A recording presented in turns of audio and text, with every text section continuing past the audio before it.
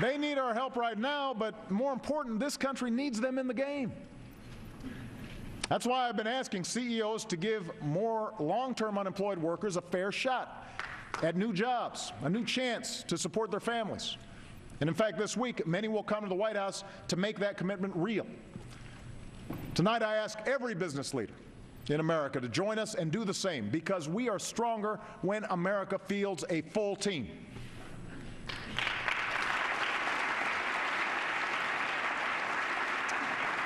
Of course, it's not enough to train today's workforce.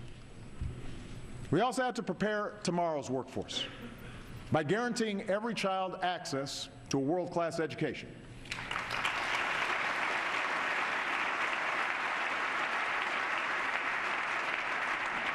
Estevan Rodriguez couldn't speak a word of English when he moved to New York City at age 9. But last month, thanks to the support of great teachers and an innovative tutoring program, he led a march of his classmates through a crowd of cheering parents and neighbors from their high school to the post office where they mailed off their college applications. And this son of a factory worker just found out he's going to college this fall.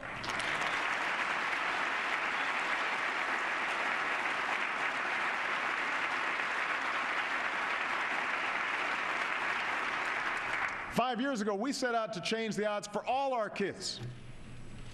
We worked with lenders to reform student loans, and today more young people are earning college degrees than ever before. Race to the Top, with the help of governors from both parties, has helped states raise expectations and performance. Teachers and principals in schools from Tennessee to Washington, D.C. are making big strides in preparing students with the skills for the new economy: problem solving, critical thinking, science, technology, engineering, math. Now, some of this change is hard. It requires everything from more challenging curriculums and more demanding parents to better support for teachers and new ways to measure how well our kids think, not how well they can fill in a bubble on a test. But it is worth it, and it is working. The problem is we're still not reaching enough kids, and we're not reaching them in time, and that has to change. Research shows that one of the best investments we can make in a child's life is high-quality early education.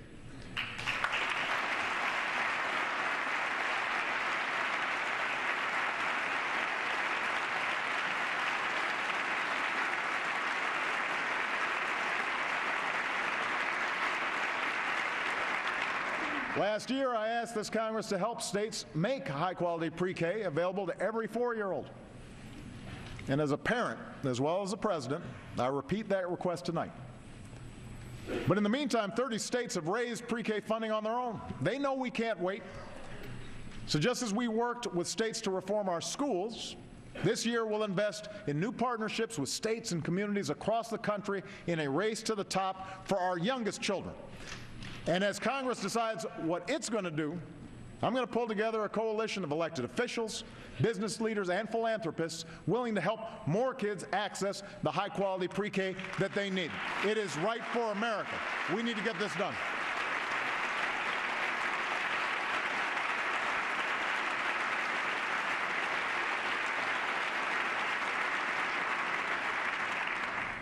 Last year, I also pledged to connect 99% of our students to high-speed broadband over the next 4 years.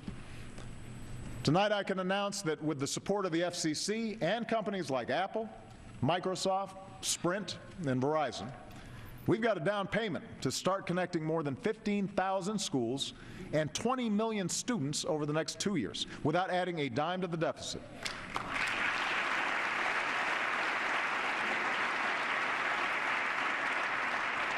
We're working to redesign high schools and partner them with colleges and employers that offer the real-world education and hands-on training that can lead directly to a job and career. We're shaking up our system of higher education to give parents more information and colleges more incentive to offer better value so that no middle-class kid is priced out of a college education. We're offering millions the opportunity to cap their monthly student loan payments to 10% of their income. And I want to work with Congress to see how we can help even more Americans who feel trapped by student loan debt.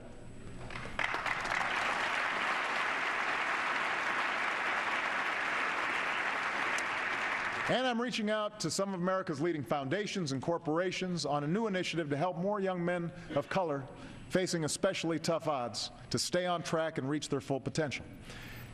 The bottom line is, Michelle and I want every child to have the same chance this country gave us. But we know our opportunity agenda won't be complete. And too many young people entering the workforce today will see the American dream as an empty promise, unless we also do more to make sure our economy honors the dignity of work and hard work pays off for every single American. You know, today, women make up about half our workforce, but they still make 77 cents for every dollar a man earns. That is wrong. And in 2014, it's an embarrassment.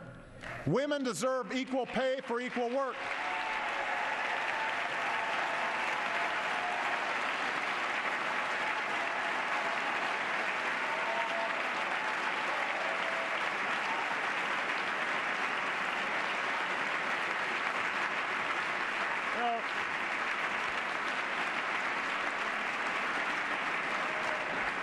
She deserves to have a baby without sacrificing her job.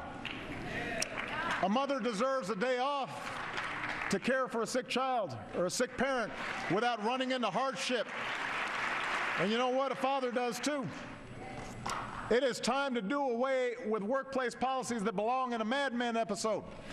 This year, let's all come together, Congress, the White House, businesses from Wall Street to Main Street, to give every woman the opportunity she deserves, because I believe when women succeed, America succeeds.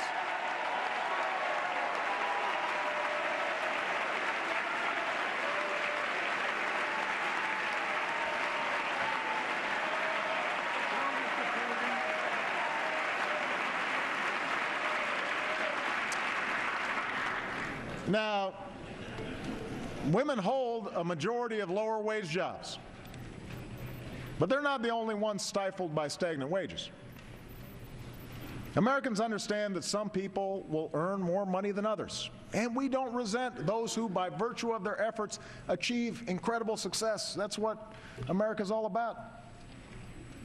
But Americans overwhelmingly agree that no one who works full-time should ever have to raise a family in poverty.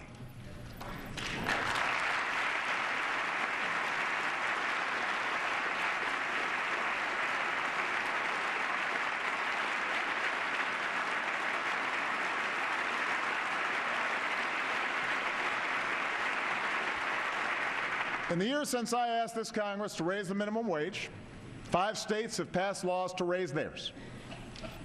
Many businesses have done it on their own. Nick Shute is here today with his boss, John Serrano. John's an owner of Punch Pizza in Minneapolis, and Nick helps make the dough. Only now he makes more of it. John just gave his employees a raise to $10 an hour, and that's a decision that has eased their financial stress and boosted their morale. Tonight I ask more of America's business leaders to follow John's lead.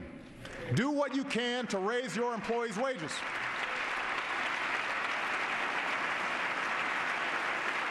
It's good for the economy, it's good for America.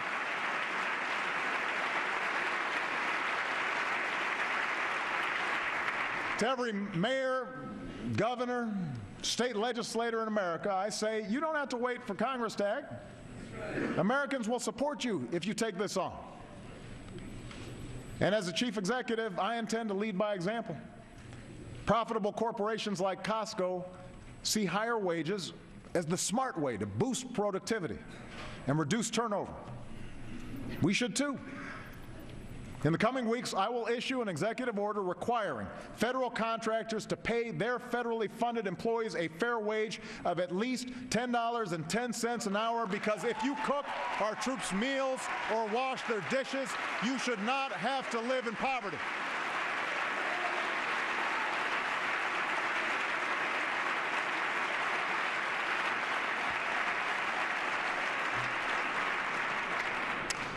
Of course, to reach millions more, Congress does need to get on board. Today, the federal minimum wage is worth about 20% less than it was when Ronald Reagan first stood here. And Tom Harkin and George Miller have a bill to fix that by lifting the minimum wage to $10.10. It's easy to remember, 10.10. This will help families. It'll give businesses customers with more money to spend. It does not involve any new bureaucratic program. So join the rest of the country. Say yes. Give America a raise. Give them a raise.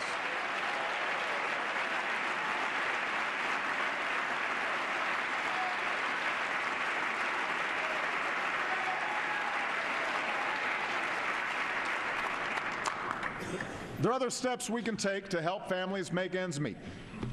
And few are more effective at reducing inequality and helping families pull themselves up through hard work than the Earned Income Tax Credit. Right now, it helps about half of all parents at some point. Think about that. It helps about half of all parents in America at some point in their lives. But I agree with Republicans like Senator Rubio that it doesn't do enough for single workers who don't have kids. So let's work together to strengthen the credit, reward work, help more Americans get ahead. Let's do more to help Americans save for retirement. Today, most workers don't have a pension.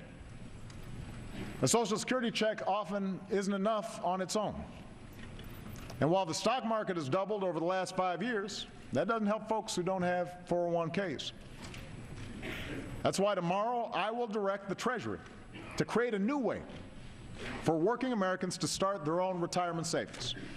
MyRA. It's a new savings bond that encourages folks to build a nest egg.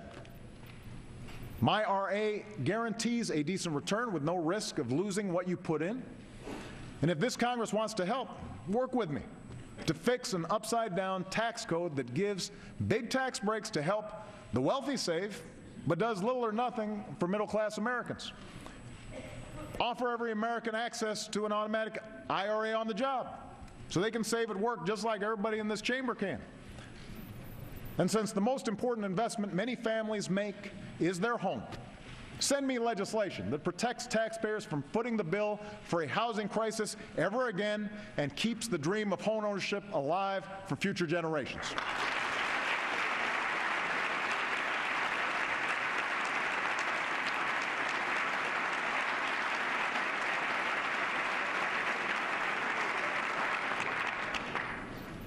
One last point on financial security. For decades, few things exposed hardworking families to economic hardship more than a broken health care system. And in case you haven't heard, we're in the process of fixing that.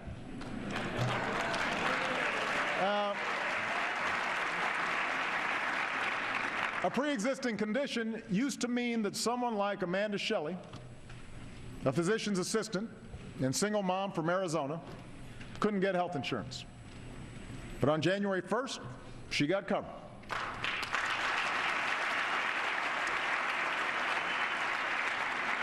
On January 3rd, she felt a sharp pain. On January 6th, she had emergency surgery.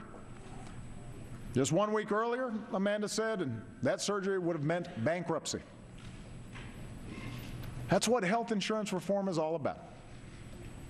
The peace of mind that if misfortune strikes, you don't have to lose everything. Already, because of the Affordable Care Act, more than 3 million Americans under age 26 have gained coverage under their parents' plan.